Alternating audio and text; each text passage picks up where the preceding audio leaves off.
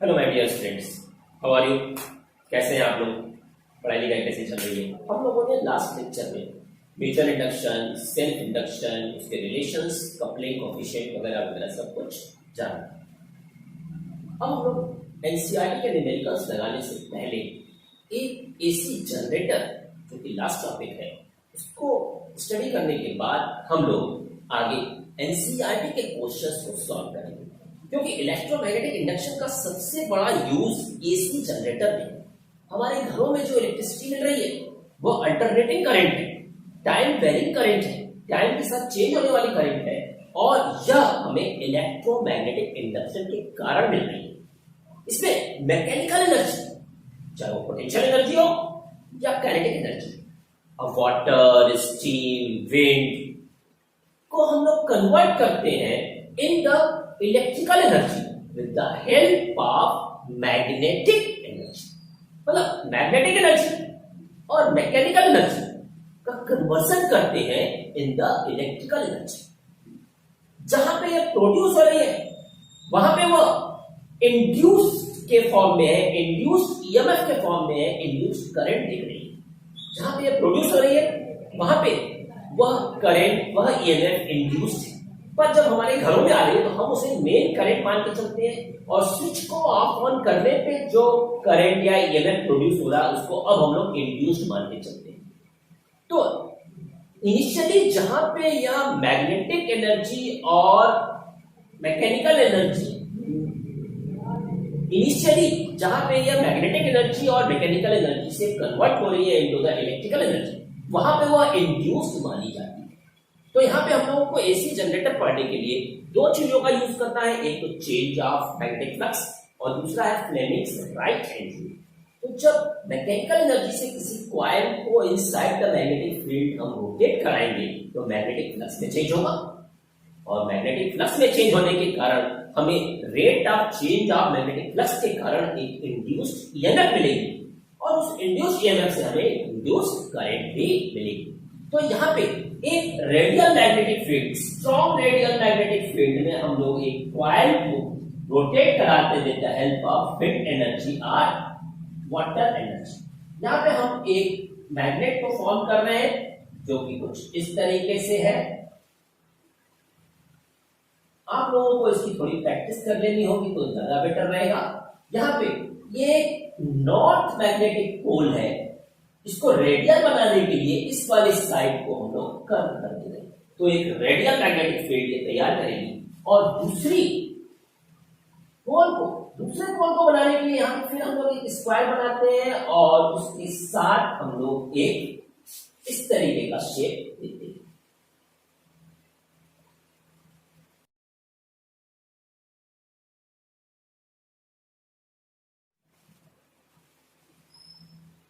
इसको रेडियल में कन्वर्ट करने के लिए यहाँ पे हम लोग एक कर्व शेप कर देते हैं। आप लोगों को पता होगा कि रेडियल मैग्नेटिक फील्ड होने के कारण जो कि परपेंडिकुलर डायरेक्टेड मैग्नेटिक फील्ड है से जो भी मैग्नेटिक लाइंस ऑफ फोर्स है वह इसके अंदर रखे हुए कॉइल के ऊपर perpendicular directed magnetic lines of force fall कराती है, जिसके कारण maximum magnetic lines of force coil से पास होती हैं, और उस केस में हमें उसका इफेक्ट ज्यादा मिलता है। यहाँ पे कॉइल रखी हुई है, सिंगल लूप अभी लेके चल रहे हैं समझाने के लिए। ये इस तरीके की कॉइल रखी हुई है inside the radial magnetic field, जिसके दो एंड होंगे, एक एंड अगर ऊपर जाएगा तो एक एंड नीचे आएगा। ये अबाउट द एक्सिस, इसकी एक्सिस है, इसको हम लोग मैकेनिकल एनर्जी से रोटेट करा रहे हैं इनसाइड द मैग्नेटिक फील्ड। यहाँ पे इसका नाम हम लोग दे रहे हैं PQRS। यहाँ पे जब PQ साइड ऊपर जाएगी, कैसे ऊपर जाएगी? जब हम इस कॉइल को एक प्रोपेलर के साथ अटैच कर दें थ्रू शाफ्ट, मतलब यहाँ पे एक शाफ्ट लगाए, मोटी सी रॉड लगाए, और उसके साथ एक प्रोपेलर लगा दें, और प्रोपेलर के ऊपर, प्रोपेलर एक बहुत बड़ा फैन है, प्रोपेलर के ऊपर जब हम लोग वाटर या स्टीम फॉल कराएंगे then the propeller will rotate, और जब प्रोपेलर घूमेगा तो attached coil will also rotate. Now this coil will rotate inside the magnetic field, तो यह मैग्नेटिक लाइंस ऑफ फोर्स को कट करेगी और मैग्नेटिक लाइंस ऑफ फोर्स को कट करने के कारण एक इंड्यूस्ड ईएमएफ प्रोड्यूस होगा। तो यहाँ पे अगर ये साइड PQ ऊपर जा रही है तो RS नीचे आएगी। अगर हम लोग आर्क के डायरेक्शन से देखें, अगर ये कॉइल है और इधर है नॉर्थ पोल, इधर है साउथ पोल, अगर ये कॉइल है, इधर नॉर्थ पोल है और इधर है साउथ पोल, तो ये कॉइल रोटेट कर रही है इनसाइड द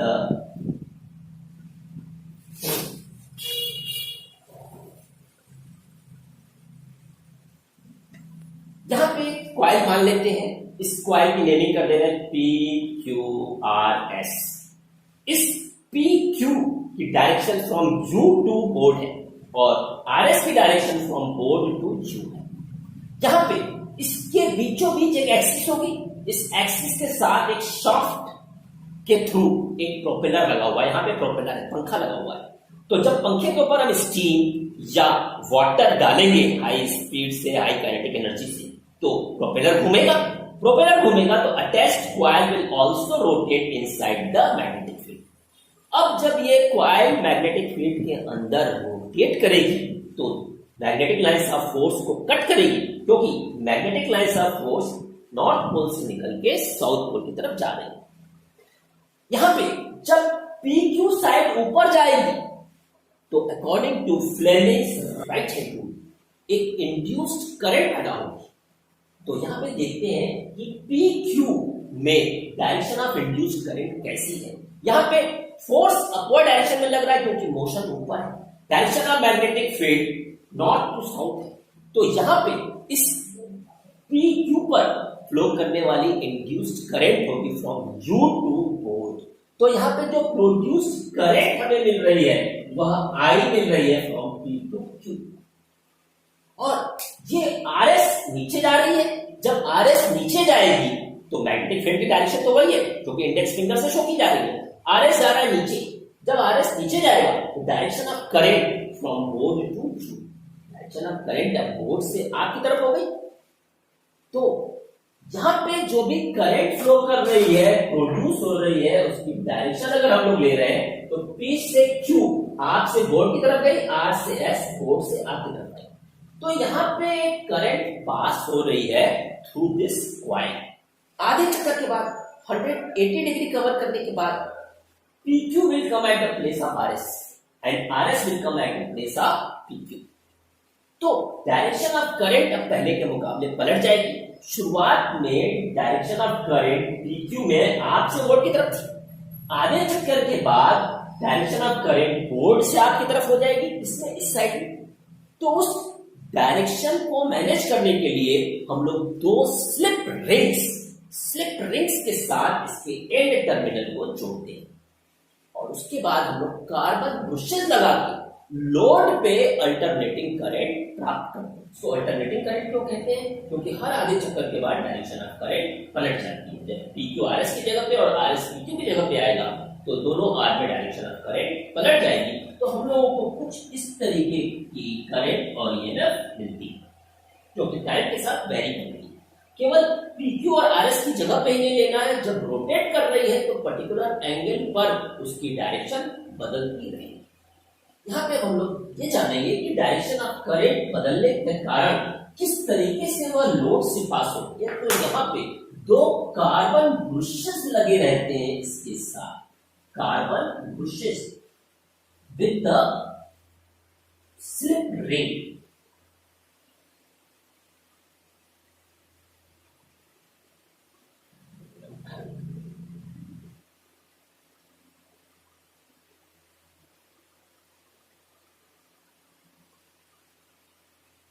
ये दो स्लिप रिंग्स है जिसके साथ कार्बन ब्रुशेस अटैच रहते हैं। कार्बन ब्रुशेस का मेन काम यह है कि स्लिप रिंग्स के कार्बन के साथ रोटेशन होने के बावजूद वो घिसते तो हैं पर वो एक बहुत कम फोर्स ऑफ फ्रिक्शन अप्लाई करते हैं। बेसिकली ग्रेफाइट या कार्बन एक सॉलिड लुब्रिकेंट है जो कि स्लिप रिंग के घूमने के कारण फोर्स ऑफ फ्रिक्शन को हमेशा कम रखता है। ये स्लिप रिंग्स है, ये इस तरीके से रिंग है और ये क्वाइल का एक एंड इसके साथ अटैच्ड है और क्वाइल का दूसरा एंड इसके साथ अटैच्ड है। क्वाइल के दोनों टर्मिनल्स इस स्लिप रिंग के साथ अटैच्ड है और स्लिप रिंग क्वाइल के रोटेट करने के कारण अपने ही एक्सिस पे रोटेट कर रही है, पर यह टच कर रही है with the carbon brushes. Carbon brushes अपने जगह पे है और ये स्लिप रिंग रोटेट कर रही है with the help of this coil. ये है कार्बन ब्रशेस सी, और इसके साथ जो स्प्रिंग जैसी चीज लगी रहती है और यहाँ पे लोड लगा रहता है, जिस लोड पर हमें अल्टरनेटिंग करंट प्राप्त करनी है। यहाँ पे ये क्वाइल है जो कि शाफ्ट के साथ अटैच है। शाफ्ट के साथ एक प्रोपेलर लगा हुआ है, रोटर लगा हुआ है। रोटर और प्रोपेलर के घूमने के कारण ये क्वाइल घूम रही है due to the mechanical energy inside the magnetic field.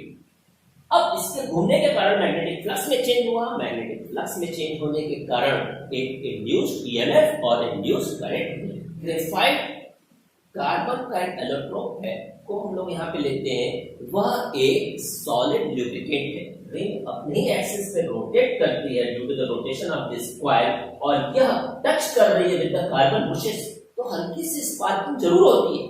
Carbon particles घिसते जरूर है, पर हीट एनर्जी कम से कम प्रोड्यूस होती है और कांटेक्ट हमेशा बना रहता है और कांटेक्ट बने रहने के कारण करंट पास होती है थ्रू दिस लोड और वह करंट अल्टरनेटिंग नेचर है। ये तो बेस था फ्लेमिंग्स राइट हैंड रूल के ऊपर। अब हम लोगों को इसका मैग्नेटिक फ्लक्स के साथ क्या रिलेशन है उसके रूप में हम लोग को देखना है। आप लोगों को अच्छे तरीके से पता है कि फाई इज इक्वल टू है बी ए कॉस थीटा, या phi is equal to dot product of magnetic field and area vector. यहां पर हम लोग लिख सकते हैं B A cos omega T. अगर कॉइल एक constant angular velocity angular speed से रोटेट कर रही है inside the perpendicular directed magnetic field, तो अलग अलग टाइम पे अलग अलग मैग्नेटिक फ्लक्स हम लोगों को मिलेगा। अगर यहाँ पे एक नंबर ऑफ टर्न की जगह पे नंबर ऑफ टर्न्स n है, तो उस केस में जो ईएमएफ प्रोड्यूस होगा E is equal to minus N D phi by D T.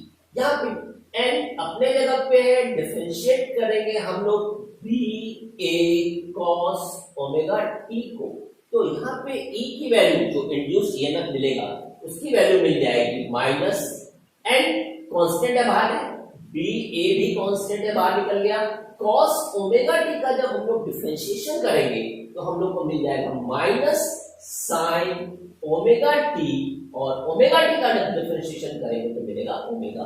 तो यहाँ माइनस माइनस कैंसिल हो गया या प्लस हो गया, एन अपने जगह पे है, बी अपने जगह पे है, ए अपने जगह पे है, ओमेगा अपने जगह पे है, एंड साइन ओमेगा टी की जगह हम लोग लिख सकते हैं साइन थीटा।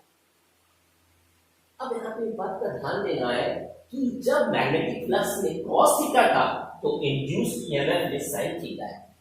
यहाँ पे n number of turns constant, b magnetic field की स्ट्रेंथ जो पोल्स के थ्रू लगी हुई है वो भी कांस्टेंट है। एरिया जिस कॉइल को हम लोग ले रहे हैं उसका एरिया भी कांस्टेंट है। अगर हम लोग कांस्टेंट एंगुलर वेलोसिटी से कॉइल को रोटेट कराते हैं, क्योंकि इंडिया में 314 रेडियन पर सेकेंड है, 50 हर्ट्ज है, 314 रेडियन पर सेकेंड। तो यहाँ पे ये N B A omega constant मिल गया, इसको हम लोग लिखते हैं E naught. E naught is peak EMF और साइन थीटा अपने जगह पे है, so E naught is known as peak EMF, induced EMF. तो जैसे जैसे थीटा या टाइम चेंज करेगा वैसे वैसे इंड्यूस्ड ईएमएफ भी चेंज होगी। सबसे पहले हम लोग एक टेबल फॉर्म करते हैं between theta flux and induced EMF. तो यहाँ पे हम लोग एक टेबल बना लेते हैं, इसके 3 पार्ट कर दे रहे हैं हम लोग इस तरीके से।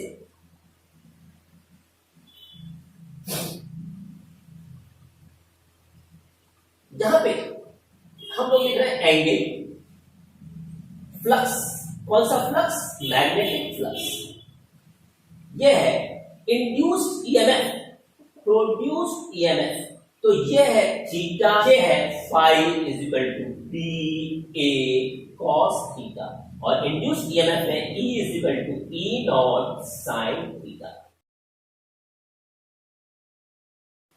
अब हम लोग अलग अलग एंगल पे इंड्यूस्ड ईएमएफ और उस समय का फ्लक्स चेक करेंगे कितना आता है। तो यहाँ पे हम लोग थीटा की वैल्यू 0 डिग्री से शुरू कर रहे हैं, 0, 90, उसके बाद 180, 270, 360 एंड अगेन 360 और आ जाएगा 450। जहां पे जब एंगल 0 डिग्री है तो cos 0 डिग्री की वैल्यू कितनी होती है 1, cos 0 डिग्री की वैल्यू 1 हो गई, तो फाई इज इक्वल टू हम लोग को मिल जाएगा BA। और जब वो 90 डिग्री है तो cos 90 डिग्री की वैल्यू हो गई 0, cos 180 डिग्री की वैल्यू होती है -1, तो यहां पे मिल जाएगा -BA।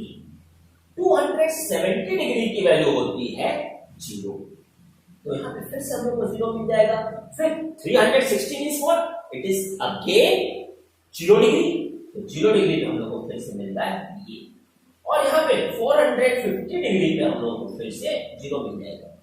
तो देखिए मैक्सिमम है BA, फिर 0, फिर नेगेटिव साइड में मैक्सिमम, फिर 0, फिर मैक्सिमम फिर 0, तो अल्टरनेटिव में मैग्नेटिक फ्लक्स चेंज हो रहा है। अब हम लोग ईएमएफ को देखते हैं 0 डिग्री पे, साइन 0 डिग्री की वैल्यू है 0, तो यहाँ पे ईएमएफ 0।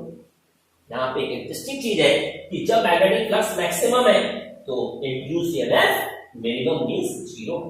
यहाँ पे 90 डिग्री, साइन 90 डिग्री की वैल्यू 1 है, तो हम लोग को मिल जा रहा है E नॉट। फिर 180 डिग्री पे फिर से साइन 0 डिग्री मिलेगा, फिर 270 पे हम लोग को मिलता है -1, साइन 270 डिग्री की वैल्यू है -1, तो यहाँ हो जाएगा -E नॉट। फिर 360 डिग्री पे हम लोगों को यहाँ पे मिलेगा 0, क्योंकि वह इक्विवेलेंट है 0। फिर यहाँ पे हम लोगों को मिल रहा है E नॉट। यहाँ पे जब मैग्नेटिक फ्लक्स मैक्सिमम है तो इंड्यूस्ड ईएमएफ 0 हर जगह पे। और एक और इंटरेस्टिंग चीज यहाँ पे ये है कि इन दोनों के बीच का गैप अगर BA है तो यहाँ पे इन दोनों के बीच का गैप E नॉट है। तो यहाँ पे दो कॉन्सेक्यूटिव मैग्नेटिक फ्लक्स के बीच का डिफरेंस हमेशा कांस्टेंट, और यहाँ पे भी दो कॉन्सेक्यूटिव प्रोड्यूस्ड ईएमएफ के बीच का गैप भी हमेशा कांस्टेंट। यहाँ दो कॉन्सेक्यूटिव का है BA, दो कॉन्सेक्यूटिव का BA, किसी भी दो जगह पे लेंगे तो BA कॉन्सेक्यूटिव होना चाहिए। यहाँ पे दो कॉन्सेक्यूटिव के बीच का है E नॉट। जब मैग्नेटिक फ्लक्स मैक्सिमम है तो इंड्यूस्ड ईएमएफ मिनिमम है। लेते हैं एक कॉइल, रेक्टेंगुलर कॉइल, और इधर है नॉर्थ पोल और इधर है south pole. Direction of magnetic from मीड टू दिस डायरेक्शन, और इसमें एक कॉइल एक मैकेनिकल एनर्जी से रोटेट कर रही है। अगर इनिशियल हम इस पोजीशन में लेके चलते हैं, उस केस में एरिया वेक्टर और मैग्नेटिक फील्ड के बीच का एंगल है 0 डिग्री। इस बात का आप लोग को ध्यान देना है कि एरिया वेक्टर का एंगल उस एरिया के सरफेस पे डाले गए परपेंडिकुलर से मेजर करते हैं, सरफेस पे डाले गए परपेंडिकुलर से मेजर करते हैं। तो यहाँ पे इस पोजीशन में इस पे डाला गया परपेंडिकुलर इस डायरेक्शन में, अगर डाला गया परपेंडिकुलर इस डायरेक्शन में है तो angle with the magnetic field हो जाएगा 0 डिग्री। तो इस पोजीशन में मैग्नेटिक फ्लक्स हम लोगों को मिलेगा मैक्सिमम। तो यहाँ पे मैग्नेटिक फ्लक्स मैक्सिमम मिल रहा है और इंड्यूस्ड ईएमएफ इस समय हम लोगों को मिल रही है 0 degree. After half and cycle 90 degree से घूम गया तो direction of this area vector इधर हो गई और मैग्नेटिक फील्ड अपने तरफ है, एंगल हो गया 90 डिग्री। 90 डिग्री एंगल हो जाने के कारण यहाँ पे फ्लक्स की वैल्यू 0 हो गई और इंड्यूस्ड ईएमएफ मैक्सिमम हो गया। फिर जब ये 180 डिग्री इस पोजीशन पे आ रहा है, पहले ऐसे था फिर ऐसे हुआ, अब वो ऐसे घूम रहा है, 180 डिग्री पे आया तो हम लोगों को थर्ड वाला मिला, फिर 270 पे फोर्थ वाला मिला और फिर 360 पे ये फिफ्थ वाला मिला। तो जैसे जैसे coil inside the magnetic field rotate करेगी वैसे वैसे मैग्नेटिक फ्लक्स के चेंज होने के कारण एक इंड्यूस्ड ईएमएफ में चेंज मिलेगा और इंड्यूस्ड ईएमएफ में चेंज के कारण हमें इंड्यूस्ड करंट मिलेगी। यहाँ पे अगर हम लोग ग्राफ प्लॉट करें फॉर द इंड्यूस्ड ईएमएफ, यहाँ पे कुछ इस तरीके से हम लोगों को मिलेगा। जितने भी कॉलम बनाए हैं उसका मिड पॉइंट ले रहे हैं, ये मिड पॉइंट हो गया, ये मिड पॉइंट है, ये मिड पॉइंट है, ये मिड पॉइंट। तो यहाँ पे एक्स एक्सिस पे हम लोग ले रहे हैं टाइम या एंगल, क्योंकि जैसे जैसे टाइम वेरी करेगा वैसे वैसे एंगल भी वेरी करेगा। टाइम t0 पर यहाँ पे इंड्यूस ईएमएफ 0 है और यहाँ पे इंड्यूस ईएमएफ मैक्सिमम हो गई। फिर यहाँ पे थर्ड केस में इंड्यूस ईएमएफ फिर से 0 हो गई, फोर्थ केस में इंड्यूस ईएमएफ मैक्सिमम हुई अपोजिट डायरेक्शन में, फिर से यह 0 हो गई। तो बेसिकली हम लोग को जो ग्राफ मिलेगा of the variation of induced EMF with the time इस तरीके का मिलेगा, जो कि टाइम के साथ वेरी कर रहा है। ये एक साइनोसाइडल ग्राफ हम लोग को मिल रहा है, क्योंकि इंड्यूस्ड ईएमएफ हम लोग को मिल रही है E equal to E naught sine omega T या E equal to E naught sine theta. यहाँ पे अगर नंबर ऑफ टर्न्स हम बढ़ा दें तो इंड्यूस्ड ईएमएफ बढ़ जाएगा, मैग्नेटिक फील्ड बढ़ा दें तो इंड्यूस्ड ईएमएफ बढ़ जाएगी। और यहाँ पे एक बात का ध्यान देना है, हमारे इंडिया में रेडिएटिंग फ्रीक्वेंसी वो है 50 हर्ट्ज। फ्रीक्वेंसी हम लोगों की है 50 हर्ट्ज। 50 हर्ट्ज को अगर हम ओमेगा में कन्वर्ट करेंगे तो ओमेगा की वैल्यू होती है 2 पाई एफ। 2 पाई की वैल्यू है 3.14 और एफ की वैल्यू है 50, तो यहाँ पे हो जाएगा 100 पाई। 100 पाई का मतलब हो गया 314 रेडियन पर सेकेंड। तो इंडिया की अल्टरनेटिंग करंट जो घरों में सप्लाई होती है उसकी फ्रीक्वेंसी है 50 हर्ट्ज, बट एंगुलर फ्रीक्वेंसी क्या है 314 रेडियन पर सेकेंड। एक चीज और ऑब्जर्व की होगी कि हमारे घरों में जो भी पोटेंशियल है वो 220 वोल्ट है, और जो घरों के बाहर मोहल्लों में ट्रांसफार्मर लगा हुआ है उस पे पोटेंशियल लिखा रहता है 440 वोल्ट, फिर लिखा रहता है 11,000 लाइन 132 केवीए की लाइन। जितने भी 132 11,440 220 वो सब के सब 11 के मल्टीपल में है, इस बात का ध्यान दीजिएगा। क्यों है उसको आप लोग पता कीजिए कि while do the AC magnitude is always in the integral multiple of 11। यहाँ पे अगर कॉइल के साथ जो लोड बढ़ाएगा, लोड से कहते हैं घरों में जो भी हम लोगों के पास हाउस होल्ड इंस्ट्रूमेंट्स, फैन है, हीटर है, गीजर है, वो सारे के सारे कुछ न कुछ रेजिस्टेंस रखते हैं जिसके कारण उसको हम लोग कहते हैं लोड। अक्सर न्यूज़पेपर में पढ़ा हुआ कि लोड घट जाने, लोड बढ़ जाने के कारण फ्रीक्वेंसी में चेंज आया। तो हम लोगों को frequency of rotation of coil inside the magnetic field और जो लोड जिसपे हमें इसको प्राप्त करना है फाइनली, उसको हम लोगों को मैनेज करना पड़ता है। यहाँ पे अगर करंट पता करनी है तो करंट I की वैल्यू होती है इंड्यूस्ड ईएमएफ बाय रेजिस्टेंस, और यहाँ पे इंड्यूस्ड ईएमएफ हम लोग को मिला है E naught sine omega T या थीटा बाय R। यहाँ पे E नॉट को हम लोग लिख सकते हैं NBA omega by R sign theta. तो NBA ओमेगा कांस्टेंट है, R भी कांस्टेंट है, तो यहाँ पे हम लोग को मिल जाएगा I नॉट साइन थीटा। मतलब अगर इंड्यूस्ड ईएमएफ साइन के फॉर्म में है तो इंड्यूस्ड करंट भी साइनोसाइडल फॉर्म में होगी। इंड्यूस्ड ईएमएफ थी E equal to E naught sine omega T sine theta, तो करंट हम लोग को मिल रही है I नॉट साइन थीटा। यहाँ पे करंट I की वैल्यू है NBA ओमेगा बाई R। तो जो भी करंट और ईएमएफ मिल रहा है वो टाइम के साथ वेरी कर रहा है। तो यहाँ पे एक चीज का और ध्यान देना है कि ये पूरा का पूरा टाइम लेगा कैपिटल T के बराबर या टाइम पीरियड के बराबर, और आधे चक्कर का टाइम होता है T/2। तो यहां से यहां तक का टाइम है हमारे पास T/4, फिर T/4 ये हो जाएगा T/2 लाइक दिस। ये हम लोगों ने यहाँ पे एक साइकिल के लिए लिया है, यहाँ पे नंबर ऑफ साइकिल्स मिलेंगी, बेसिकली 50 साइकिल्स पर सेकेंड हमें मिलेगी इंडिया में, क्योंकि इंडिया में जो भी कॉइल रोटेट करती है इनसाइड द मैग्नेटिक फील्ड वह 50 बार एक सेकंड में करती है, जबकि यूएसए या कुछ और कंट्रीज में वो 60 टाइम्स पर सेकंड रोटेट करती है। तो यहाँ पे आप लोग जो एसी जनरेटर के नोट्स फॉर्म करेंगे, जो नोट्स बनाएंगे, उसमें आप लोगों को एक बात का ध्यान देना है कि इनिशियली आप लोग एसी जनरेटर को डिस्क्राइब करेंगे with the help of Fleming's right hand rule. Induced current के प्रोडक्शन के रूल से आप इसको पहले डिस्क्राइब करेंगे, उसके बाद ये एसेंशियल पार्ट है जिसको आपको लिखना बहुत जरूरी है। जब भी ये एसी जनरेटर आपके बोर्ड एग्जामिनेशन में आएगा तो वहां पे आपको ये डायग्राम बनाना है, शॉर्ट में इसको आपको डिस्क्राइब करना है with the help of Fleming's right hand rule. उसके बाद इस फॉर्मूले को डिराइव करते हुए ये टेबल फॉर्म करने के बाद साइनोसाइडल नेचर ऑफ एसी को आपको शो करना है। अब हम लोग एनसीईआरटी बुक में दिए गए क्वेश्चंस को एक एक करके सॉल्व करेंगे। तो इसके लिए पहले हम लोग इसको इरेज करना होगा।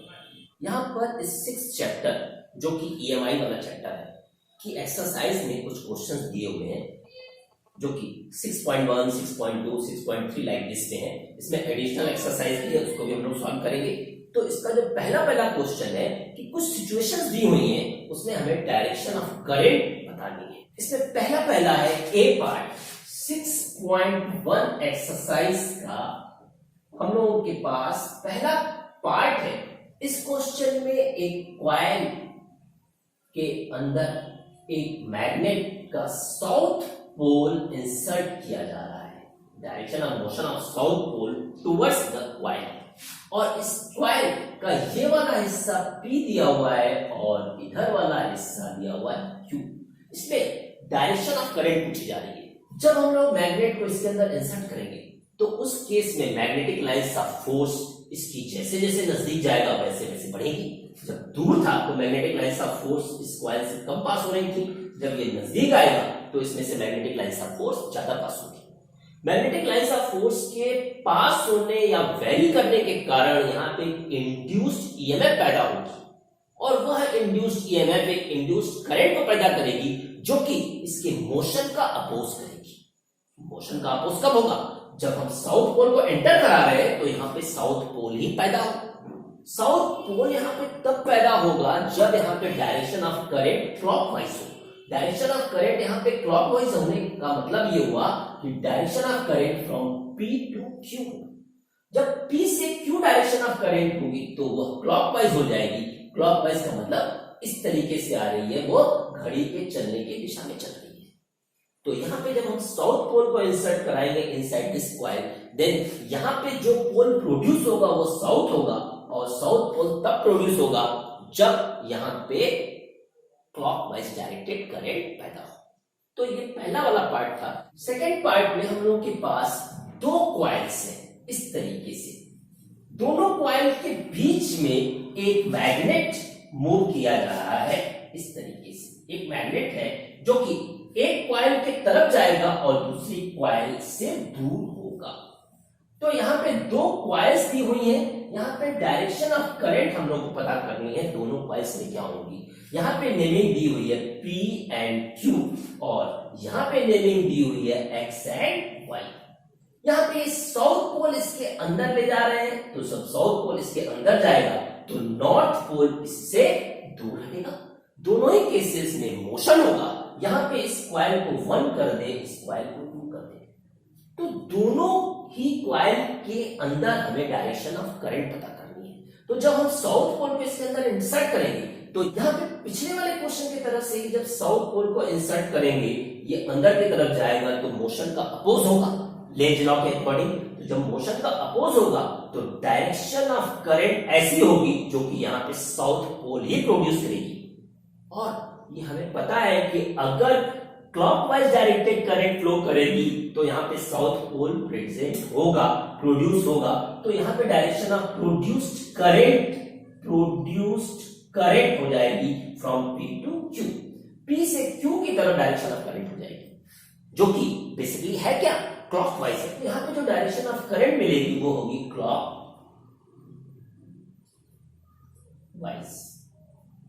और अब यहां पर देखते हैं यहाँ पे नॉर्थ पोल इससे दूर जा रहा है, जब नॉर्थ पोल इससे दूर जाएगा तो ये दूर जाने का अपोज करेगा, जब दूर जाने का अपोज करेगा तो यहां पे अपोजिशन तभी पॉसिबल है जब यहां पे साउथ पोल प्रोड्यूस हो, क्योंकि नॉर्थ और साउथ एक दूसरे को अटैक करेंगे।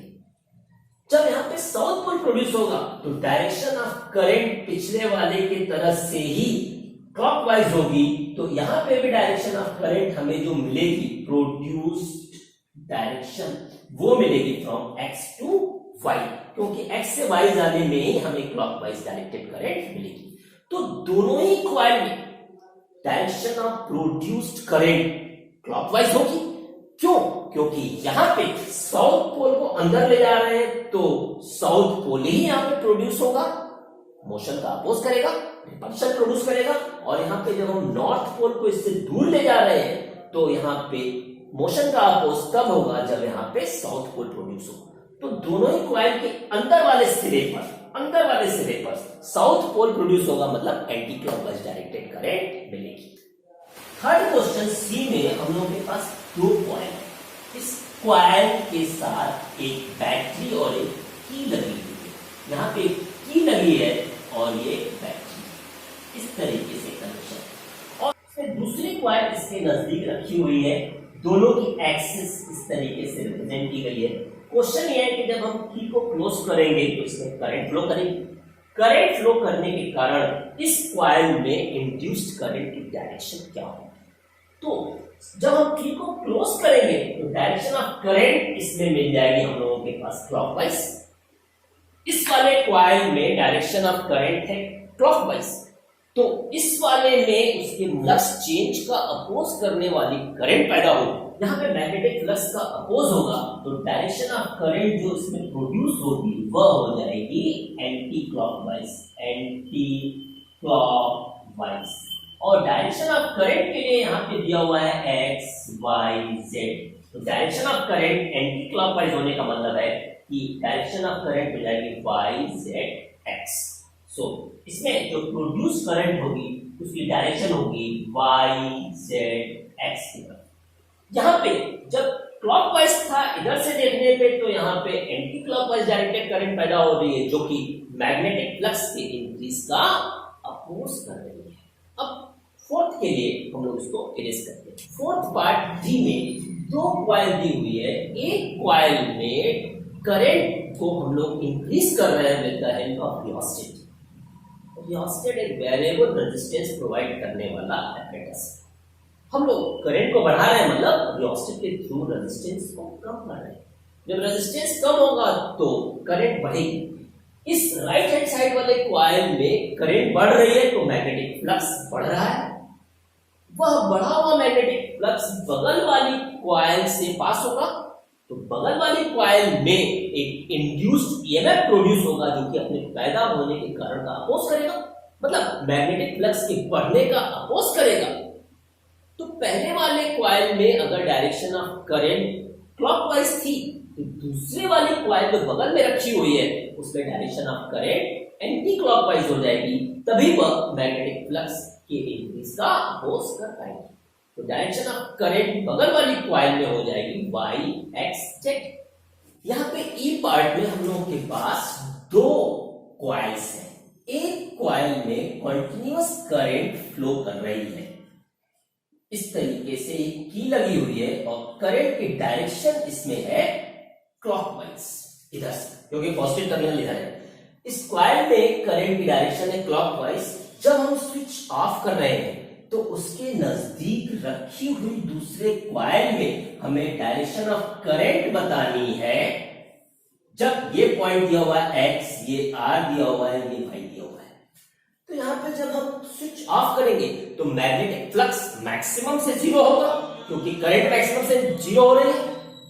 जब मैग्नेटिक फ्लक्स घटेगा करंट के घटने के कारण, तो घटने का अपोज होगा, तो ऐसी करंट पैदा होगी जो कि मैग्नेटिक फ्लक्स के घटने का अपोज करे, तो पहले के मुकाबले डायरेक्शन ऑफ करंट पलट जाएगी। यहां पे क्लॉकवाइज थी, इसमें direction of current anti clockwise होगी, मतलब ये इस तरीके से घड़ी के चलने के अपोजिट डायरेक्शन में जाएगी, तो इसमें डायरेक्शन ऑफ करंट जो मिलेगी हम लोगों को एक्स आर वाई के रूप में मिलेगी।